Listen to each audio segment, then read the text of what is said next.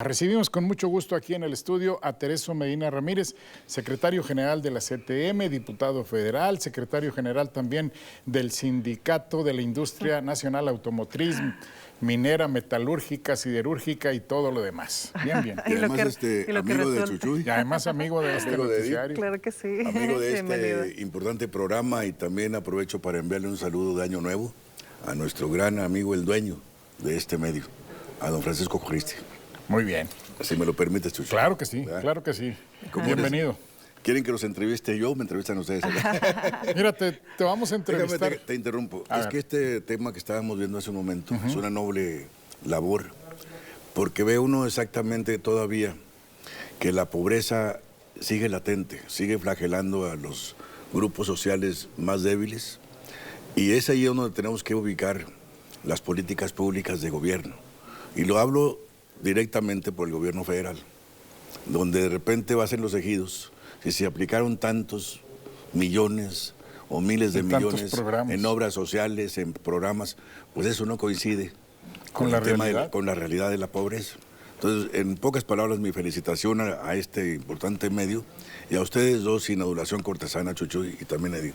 Muchísimas gracias. Oye, Tereso, pero sin que sea un botín, ¿no? Porque ya ves que pues ahí sí se llegó a pronunciar también en últimas fechas que pues era pues una clara estrategia política, lo cual me parece muy triste y muy lamentable, ¿no? Muy lamentable que los programas sociales, o sea, que deben ser oficiales, así es, en este sexenio especialmente se esté utilizando el recurso del pueblo de México, llamémoslo así, para utilizarlo desde el punto de vista político, para buscar más clientelas políticas, y eso no se vale porque manipulan al pueblo, y manipulan sobre todo a los que menos tienen o están en condición vulnerable, como los pensionados, como los niños, como los jóvenes destruyendo el futuro, no construyendo el futuro. Es decir, puros programas clientelares con el único propósito de conservar el partido Morena, que es una vergüenza, en el poder.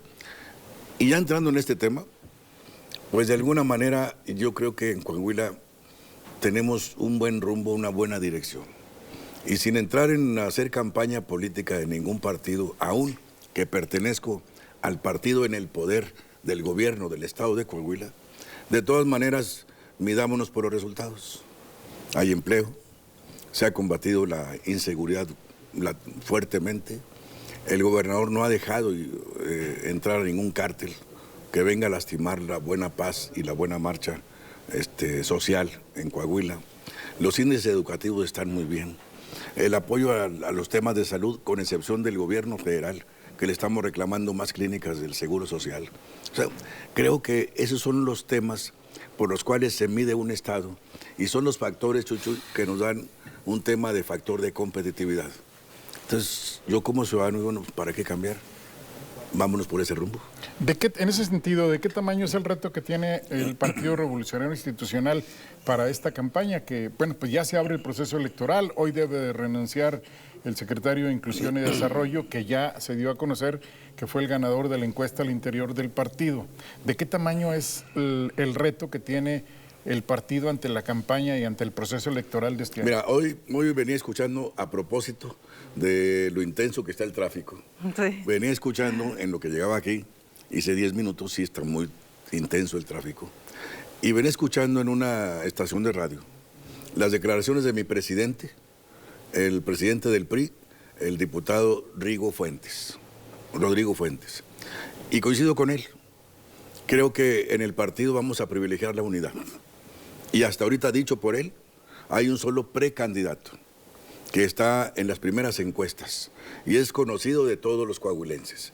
Es el exalcalde de Saltillo y ahorita, en un rato más, si no es que ya, ex secretario de Desarrollo, de Inclusión y Desarrollo, que es el ingeniero Manolo Jiménez.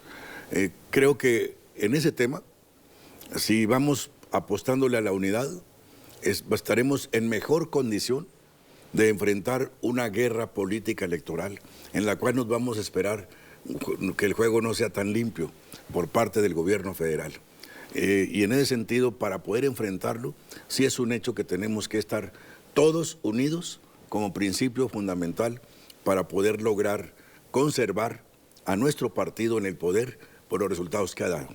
Entonces, sin duda ya con esta precandidatura y salvo los temas de los requisitos que marque la convocatoria en su momento, de todas maneras, como priista te lo digo, coincido con el presidente del PRI y es el ingeniero Manolo Jiménez el mejor posicionado, con el respeto que merecen el resto de los cuadros importantes políticos aquí en el estado de Coahuila y que son grandes amigos.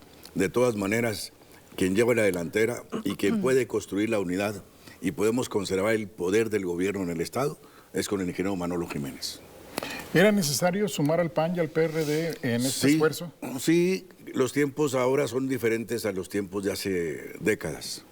Creo que ahora en cualquiera de las negociaciones que puedas o en cualquiera de los caminos que tú te propongas, es mejor la inclusión, la negociación y la construcción de alianzas con aquellos grupos o instituciones que piensen y coincidan lo mismo, con el respeto a las diferencias personales o particulares, pero en las alianzas sí es conveniente que el partido haya dado un paso histórico y que en este momento la alianza PRI-PAN-PRD sea la que abandere en la campaña política al que vaya a ser finalmente el candidato oficial, que sin duda alguna espero que impere la prudencia, que impere la responsabilidad y que incluso dejemos a un lado nuestros intereses personales, sectoriales y de grupo para abrazar los verdaderos intereses del partido y del Estado y podamos coincidir todos, los priistas, en una sola persona y que sea la unidad la que privilegie la mejor manera de enfrentar la guerra electoral que viene. Y que sea con el ingeniero Manolo Jiménez.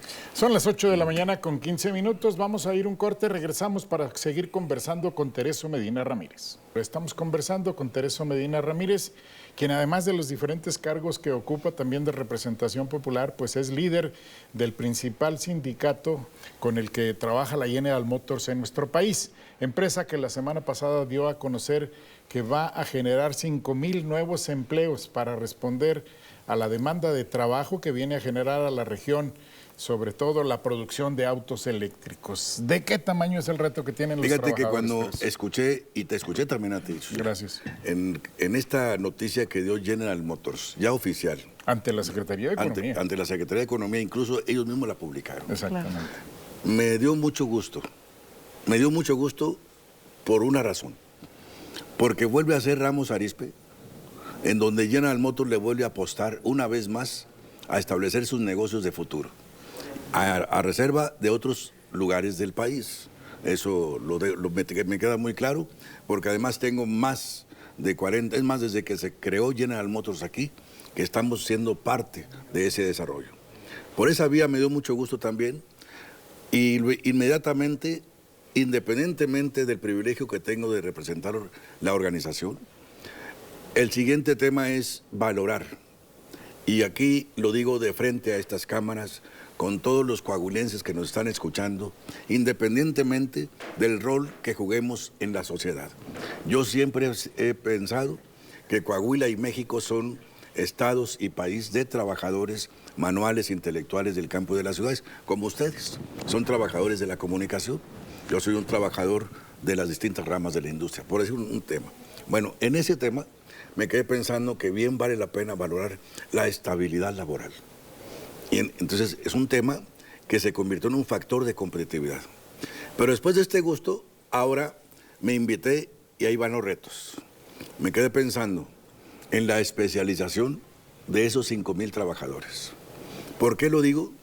Porque sin duda alguna que habrá posiblemente trabajadores, no me queda ni duda, en la región. Lo que no tenemos es trabajadores especializados. Entonces, ¿qué vamos a hacer?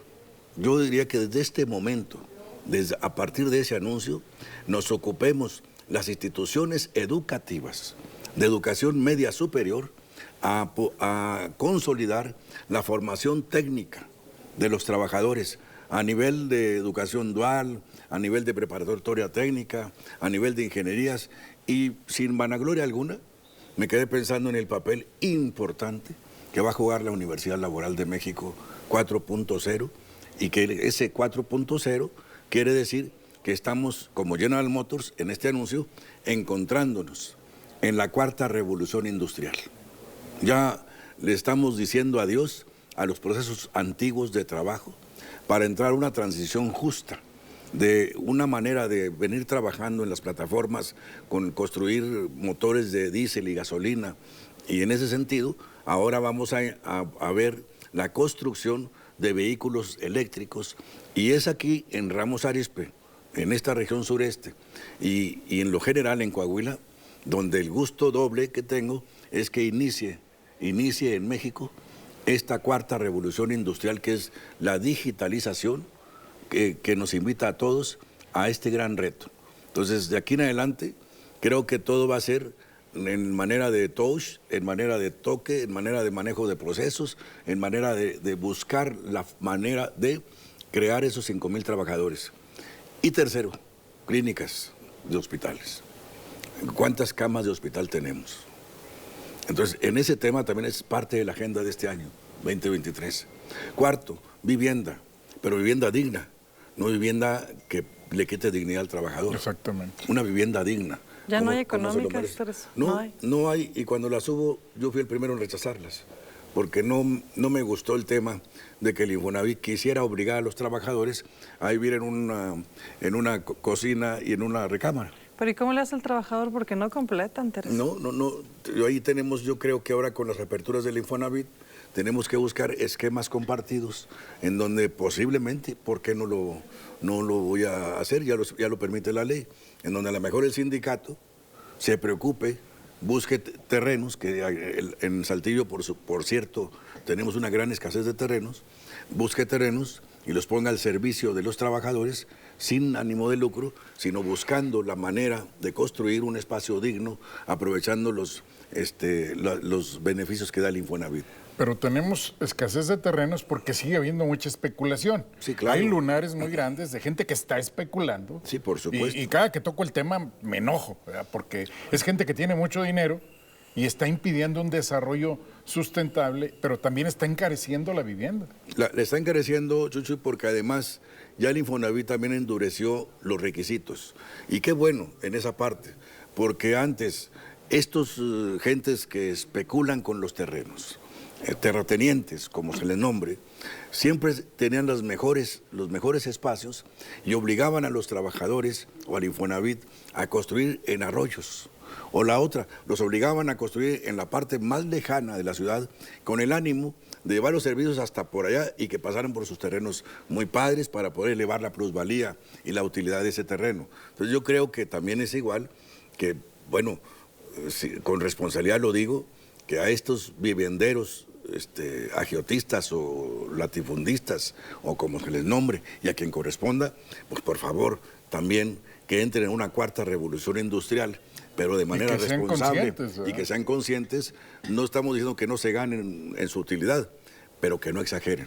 Adentro de Saltillo cabe otro Saltillo, y hay que hacer un desarrollo sustentable. Por supuesto, se está estudiando la segunda ciudad que tú sabes, se está en estudio porque hay que ver arroyos, los mantos acuíferos y muchas cosas más que se tienen allá por los rumbo de Derramadero. De Derramadero. Que es una opción que se tiene. Pero que también hay que darle prisa y que se concrete, porque así como escuchábamos el 2025, también venimos escuchando el tema de Ciudad Derramadero desde hace 20 años, ya estamos en el 2023 y no seguimos sin ver claro. Quiero decirte que en esta próxima semana, la que viene, mi agenda está en una cita con el director del Infonavit a nivel nacional y con el director del IMSS a nivel nacional. Y son dos temas: clínicas, más camas de hospital y vivienda digna para los trabajadores. Y hay que entrarle al tema. Esas son las agendas del sindicato. Hablando de los trabajadores, Tereso, antes de cerrar 2022 se logró ampliar el periodo vacacional para los trabajadores, algo muy justo. En este 2023, ¿cuál va a ser el tema? ¿El salario? Mira, cosa que me tiene muy contento porque fuimos partícipes en ese derecho que ya teníamos deuda con los trabajadores. Sobre todo, Chucho, con aquellos trabajadores que no tienen contrato colectivo. Aquellos trabajadores que todavía dependen de un salario mínimo, lamentablemente. Y aquellos trabajadores que no hay quien los defienda, no tienen nadie. Entonces, ellos, cuando mucho, tenían 6 días y los 6 días no se los daban. Entonces, escogimos o decidimos montar en este punto una deuda social en materia de vacaciones. Y hoy por hoy queda muy preciso que el trabajador disfrute por derecho en el primer año laborado los primeros 12 días de vacaciones de manera continua. Bueno, puede ser discontinua, sí y solo sí, es potestad del trabajador. Que él diga, bueno, de mis 12 días voy a guardar 6 días, porque estos otros 6 los voy a utilizar porque cumple años mi hija, o porque tengo un problema personal, en fin, un enfermo, alguna cosa así. Pero es voluntad del trabajador decir cómo quiere sus 12 días, porque el derecho es vacaciones dignas y continuas. Ahora la agenda pendiente, con esta cuarta revolución industrial, con esta digitalización y puesta en marcha de los autos eléctricos, son sin duda alguna los salarios.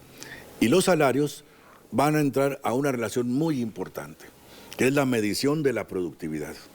Entonces allí también tenemos que estudiar muy bien qué es la productividad, cómo se mide, cómo se incrementa y cómo nos vamos a repartir para empezar a armar convenios de productividad y que eso, independientemente de los salarios, mejore el ingreso de los familias. De los trabajadores. El año pasado en las negociaciones contractuales, ¿qué tanto, pues digamos en promedio, quedaron los incrementos? Y este año, ¿qué es lo que vamos a esperar? Bueno, mira, yo lo digo y también reconozco el esfuerzo de los empleadores de manera responsable, que aún que tenemos el derecho a irnos a una negociación de confrontación, hasta ahorita, las negociaciones que hemos tenido de manera salarial han sido no menos de un dígito, es decir, de 10%.